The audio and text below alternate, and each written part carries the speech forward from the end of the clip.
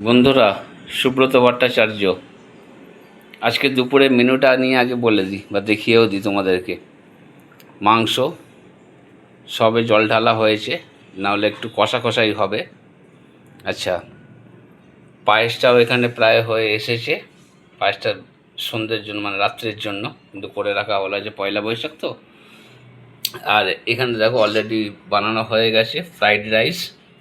হুম হুম আর এটাই রয়েছে আমের চাটনি, ঠিক আছে। আর স্যালাড, গাজরটা বার করা হবে খালি। এই হচ্ছে আমাদের দুপুরবেলা মেনু। তোমাদের কি মেনু হচ্ছে একটু কমেন্টে জানিও। আর সবাইকে শুভ নববর্ষ।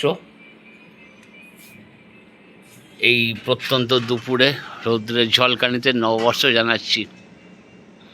প্রত্যেককে নববর্ষ শুভেচ্ছা। ভালো থেকো, সুন্দরভাবে তোমাদের যেন সময়টা যায়। টাটা।